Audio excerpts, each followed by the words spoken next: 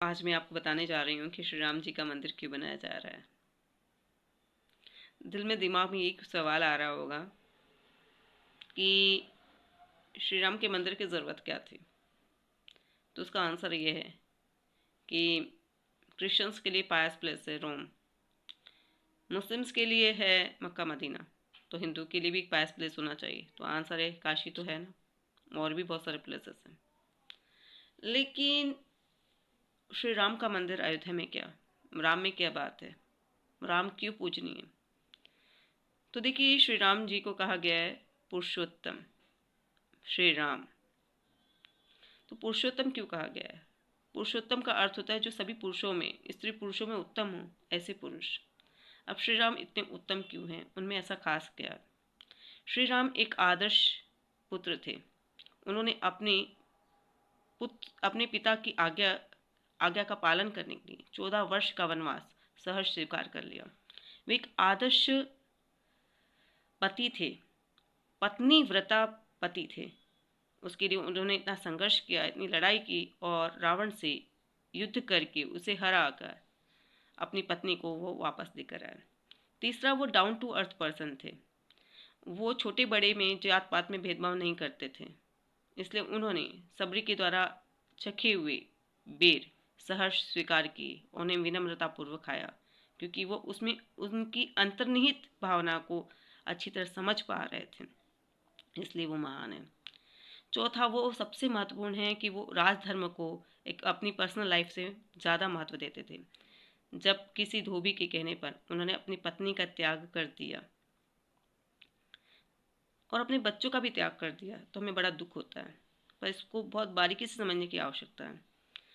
Love कुश को तो वैसे ही गुरुकुल में जाकर ज्ञानार्जन करना था, पत्नी को क्यों त्याग दिया, अब ये सवाल उठता है। क्योंकि लोग, जब राजा राम वापस आए अपनी पत्नी को लेकर, तो लोग आपस में उल्टी सीधी बातें कर रहे थे राजा राम के बारे में। तो अपने जो राजपाट का माहौल है उसको खुशनुमा रखना चाहते थे, ठीक रखना चाहते थे कि वो कोई ना कोई नेगेटिविटी वहाँ पर फैले नहीं। इसलिए उन्होंने अपनी पत्नी का त्याग कर दिया।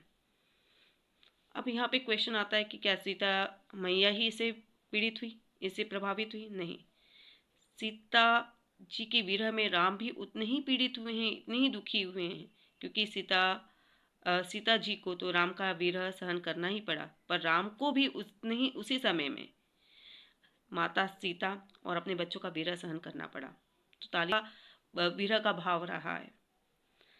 अब ये उन्होंने क्यों किया? क्योंकि राजपाट सुगमता से चल पड़े, लोग उनके चरित्र पे कोई उंगली ना उठाए, उनकी पत्नी या उन पर कोई, आजकल के, नहीं तो आजकल की जो पॉलिटिशियंस हैं, वो अपने एक व्यक्ति को छुड़वाने के लिए 10-10 आतंकवादी भी रिहा कर देते हैं।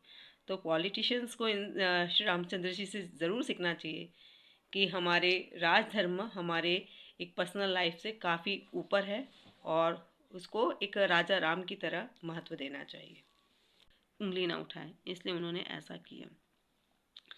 राम एक त्याग की मूर्ति हैं। उन्होंने अपना राजपाट त्याग दिया, उन्होंने अपनी पत्नी का विरह सहन किया, उन्होंने अपने बच्चों का विरह सहन किया, उन्होंने अपनी लाइफ में त्याग ही त्याग किया है।